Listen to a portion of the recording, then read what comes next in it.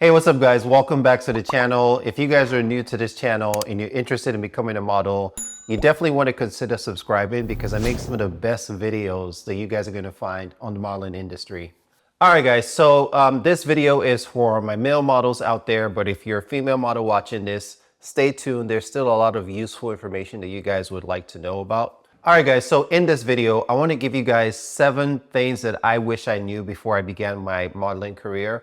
So as a male model, these are some useful things that you should keep in mind as you start your journey, or maybe you already are on that journey and you just want to get to the next level. These are some useful things that you should have in mind.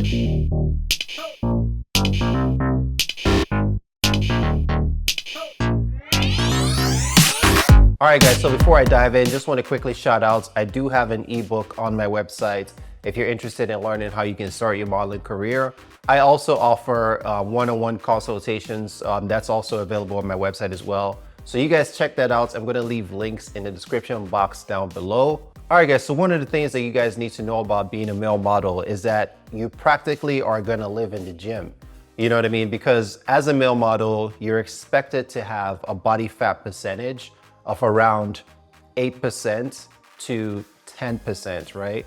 And if you think about it, that's like really hard to maintain. That means you're eating a lot of healthy, lean foods, a lot of lean protein, like vegetables, things like that. You're drinking a lot of water.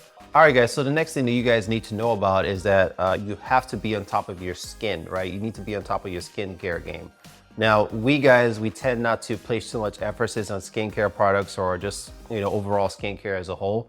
But it's very important because as a male model, you're going to castings, you're booking jobs and things like that. The makeup artist is applying a whole bunch of products on your face, like applying a bunch of makeup, and our skin is just not used to that.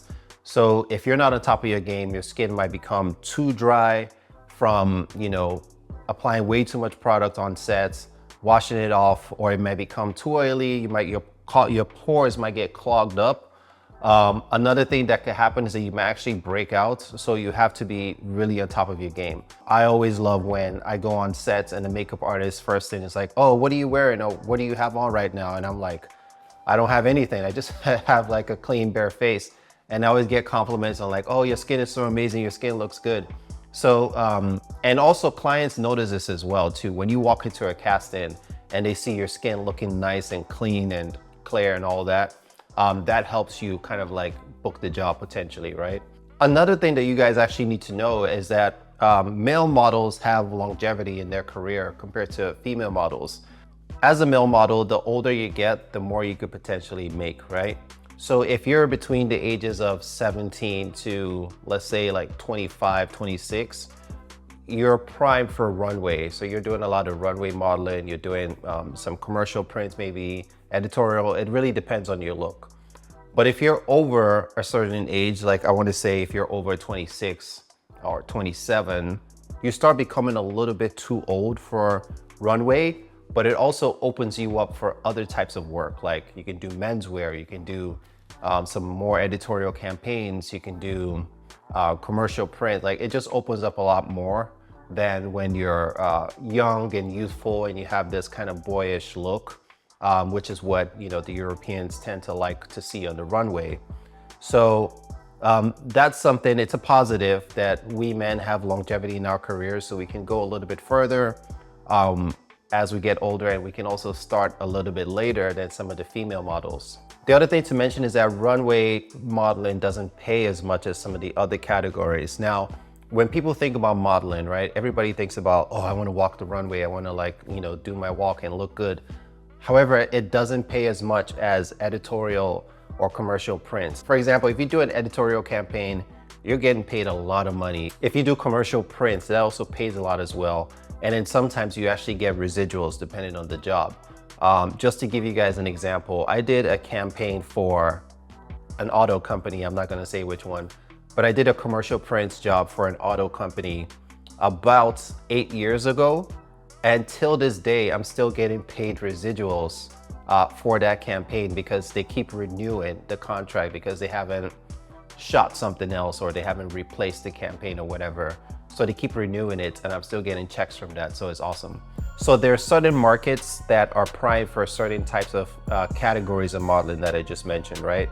So if you want to do runway and you want to, do all the prestigious runway, like walking for high-end designers, making good money, if you're not in a fashion capital, you're pretty much wasting your time. Like, you have to be in New York, London, Milan, Paris, right? These are like the 4 major fashion capitals of the world. If you're not there, if you don't have representation there, it's almost difficult to get runway work that's going to be worth your while or keeping you busy and keeping a roof over your head, if you will.